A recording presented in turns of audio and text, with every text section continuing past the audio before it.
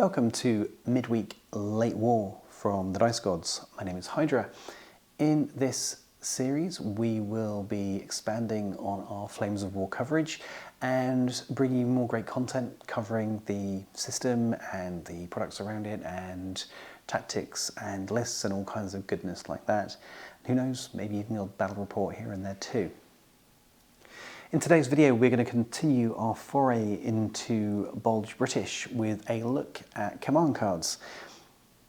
If you are an experienced player, you probably know command cards, but if you're new to the system or new to version 4, then these guys will probably be a mystery. A mystery we're going to investigate and reveal to you today. But first, a big thank you to the team supporting this series of videos, and that is the wonderful TableTopper.nl.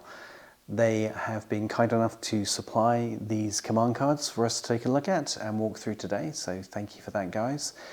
For those of you who haven't seen them, TableTopper are one of Europe's largest suppliers of Flames of War, Infinity, Games Workshop products, Bold Action and much more besides. You can pick up all of your miniatures, rules and accessories from their web store. With a great range of products, they've got everything you need, so thanks again to the TableTopper.nl team for supporting this series. So, what are the command cards? With version 3 of Flames of War, there were a lot more books and options and supplements that came out to support the main rule set with each era. So what you had is a greater depth of formation options, the core centre of your army in Flames of War, to choose from. With version 4 moving to a little bit more of a war game type feel than a historical reenactment, a lot of that depth, a lot of those array of options have been stripped away and moved instead from the books into these command cards.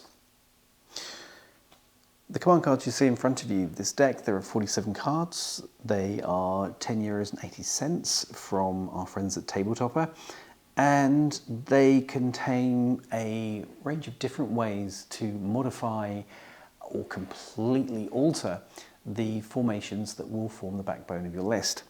In fact, there are 6 unique formations, 8 characters who are called warriors, as well as a range of different transport, vehicle or modification options to change the way that your list plays. I'm going to show you some of the options that exist in here, talk through what they are and how they work, and see whether this is something you should be expanding into. When you open up your deck for the first time, the first thing you will find is the command card rules insert. This will walk you through the way that you add in the cards, as well as all the different types of cards that are in here and what they mean and what they do. So it's worth taking a bit of time, if you've not seen this before, to actually flick through here and get used to the anatomy of command cards and how they work. But in brief, you will find that your command cards have a points value. Of course, the one at the top has 0. All makes sense in a moment. And you pay those points costs to use the card in front of you. Let's find one. So, arming your Shermans, Fireflies and Chaffee tanks with a 50 cal AA machine gun will cost you 1 point. Simple as that. The actual anatomy of the cards will have their title, what they're called, and a little bit of fluff to get you in the mood, the rules information, the keywords of how they apply, and the point cost. So that's the anatomy of a general card. You'll also see that some of these cards have information on the back, but we'll deal with that as we go through. There are 6 formations in this set, which I've just magically pulled off the top of the deck. And one thing that you'll notice about these is they have a distinct flavour. These first 4 here, the Airborne Recce Squadron, the Recce Squadron, the Armoured Car Squadron and the Devil's Own, are all death by reconnaissance units. So we've got Daimlers, Dingoes, Matadors in here. We've got an Armoured Car Squadron, which is Daimlers. Then we have a Recce Squadron, which is more Daimlers and Universal Carriers.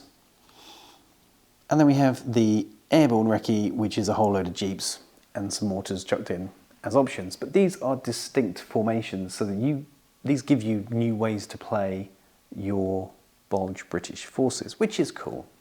You just have to really like reconnaissance options to do that. The other two options that are in here is a Airborne Royal Engineers, which gives you a variation on the main parachute company options, just more engineers effectively, rather than your standard parachute troopers that would be in there. And then you have a breaching group, which actually brings some Sherman DDs, Averies, and Crocodile flame tanks.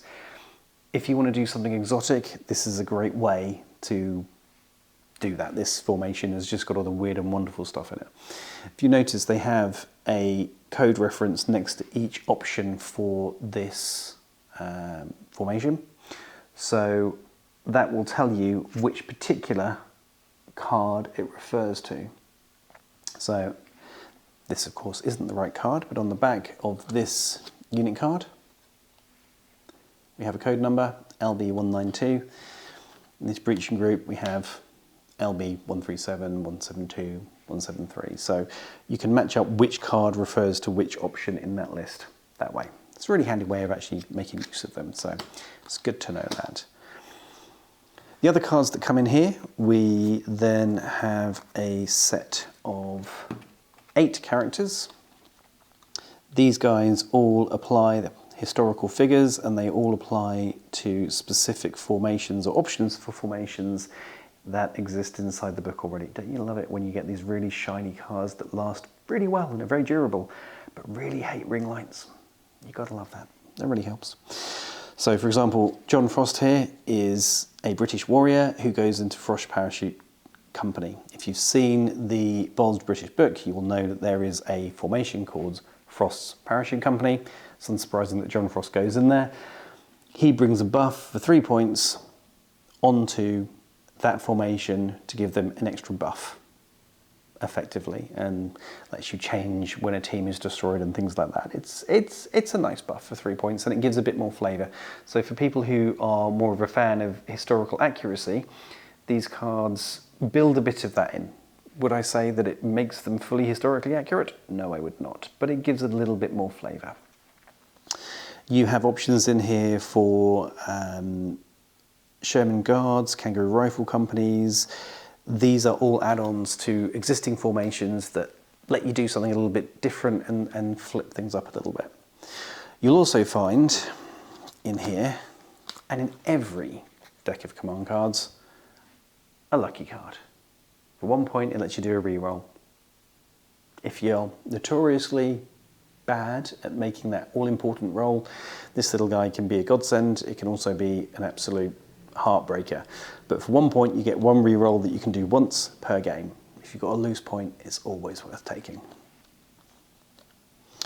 You also get things like naval gunfire, because of course you do. You have the ability to do an unlimited range artillery shot called in by one of your HQ or observer teams for 12 points. That is, I think, each shooting step. So each turn you get the ability to do this. For 12 points with AT4 and auto firepower, you can really slap something around. You drop this on top of a large template of this on top of a group of big cats, they're going to know all about it. It's going to really ruin their whole week. So it can be a lot of fun, but for 12 points in a game that normally is about 100 points, yeah, it's a pretty big investment. You also have things like total air superiority, which gives you extra buffs for bringing in aircraft. Aircraft aren't so crash hot at the moment, no pun intended, in version 4, so this makes them a little bit more reliable and a little bit more useful. Does it make them useful? That entirely depends on how you look at or define useful, should I say.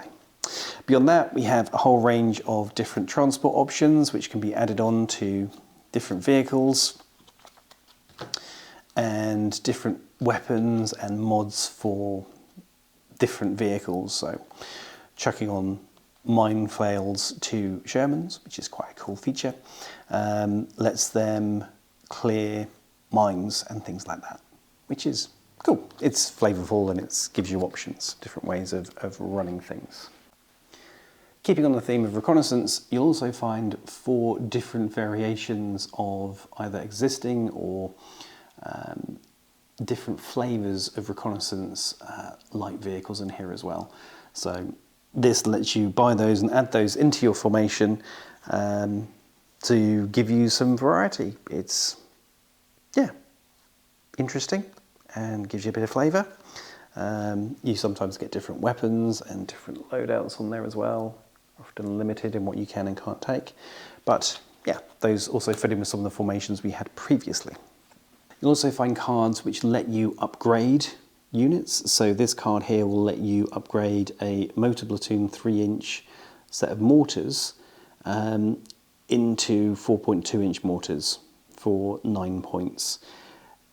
Drastically improves their range and hitting power and firepower checks, so it really does help in making those more deadly. But for 9 points, again, that's a chunk of points, so something you're really committing to, especially on a unit that can be a little bit squishy even despite their infantry save.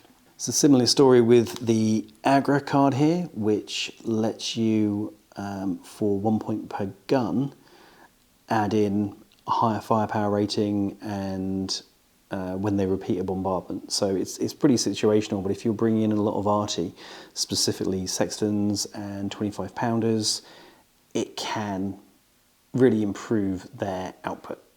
But again, it's only in, it says at the bottom here, only in the Kangaroo Rifle Company formation. So yeah, if you're a fan of the Kangaroo Ram transport or that formation, this one might be worth investing in. But at 1 point per gun, it's not going to break the bank, but yeah, situational, I would say. The next type of card that you'll find in here are things like this guy. Now this is one of the cards that is about historical accuracy or historical flavour, if you will. This enables you to upgrade a Guard Sherman Armoured Squadron, or the formation, to replace all of the 75mm Shermans with 76mm Shermans. So that comes in at 2 points per unit, so for every box option you add an extra 2 points, but that really improves the hitting power of these Shermans. If I just put the standard one next to it, there we go. So the weapon, the front armour goes from 6 to 7, and the weapon goes from 28-inch to 36-inch, from AT10 to AT12, but gains no HE. So it doesn't have smoke and it doesn't have HE, so it's not so great, but it's got that real kicking power. Should you need it, if you're up against heavier armour, it's going to make a difference. Penetrating big cats, etc., that jump of 2 points is going to help. And for 2 points per unit in the formation, it's pretty handy. It's pretty handy to have. Another thing to look out for on these cards as well is when you get things like the transport cards we were talking about earlier. This is the Buffalo Transport. They often have a full set of stats and information on the back. So they give you the full special rules of the vehicles if you need them, if they're not contained within the book. So that's pretty handy. So if you see one of these cards and you're not sure what its full stats are, 9 times out of 10 you flip it over and they're contained in there. Last but not least, the other type of card you'll find in here are things like the Every Assault Bridge, which is a weird and wonderful add-on to a weird and wonderful vehicle. This enables you to deploy, at the end of a movement step, a bridge, which is conveniently printed on the back. So if you need to get across rivers and they're being a bit of a pain, this little card, for the amazing cost of 1 point, can build you a bridge. It's fluffy, it's historical, if I remember correctly. There goes my comment section. But it's just a nice bit of flavour that these cards give. So, the deck as a whole. I love command cards. I think they're brilliant. And I think they're brilliant because what they do is they take the contents of the book that you have, in this case Bulge British, and they add some flavour and variety and different ways of playing it. Because in 3-4 months, when you have been playing this book quite a bit. You've probably got a feel for it if you're playing regularly. You've probably got a range of what you do like and what you don't like and what's cool and what's not cool. And this lets you change things up. This lets you put some variety into your lists without having to buy a whole new book. You can buy this deck and just try some different things and just try something a little bit fluffy. And if you are into your historical side of things, you want to make things more accurate, there are some things in here that will let you do that. There are some options that will let you take things a little bit further, an extra step, to give some more flavour to your lists. For new players, probably not. I would actually say leave these alone.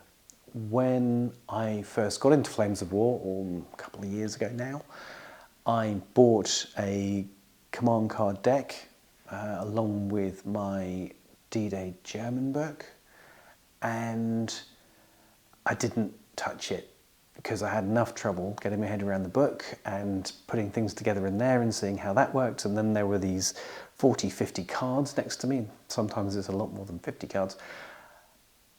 And they just added to the confusion, they added to the noise. So if you're a new player, I'd actually say leave these guys alone until you're comfortable with the rules and comfortable with the contents of the book. And when you're looking for a new way to spice things up with your existing miniatures and with your existing book, that's the time to jump on these command cards and add them into your collection and try something a bit different. But on day one, it's probably best to stick with the actual main book and to stick with the options that exist inside of there and just reduce the noise that you're going to get. Something that I wish I'd done, to be honest. So there you have it. That is our review and discussion of the command cards for Bulge British for Flames of War. Thanks again to our good friends at TableTopper.nl for supporting this series of videos and for providing these command cards. It's fantastic, guys. Thank you. We hope you enjoyed our review and discussion, and if you did, please consider liking, subscribing, hitting the bell to keep up to date with everything Dice Gods. If you're feeling especially generous, please pop over to our Patreon and have a look at how you can support us further to bring even more great content to your phone and computer screens soon.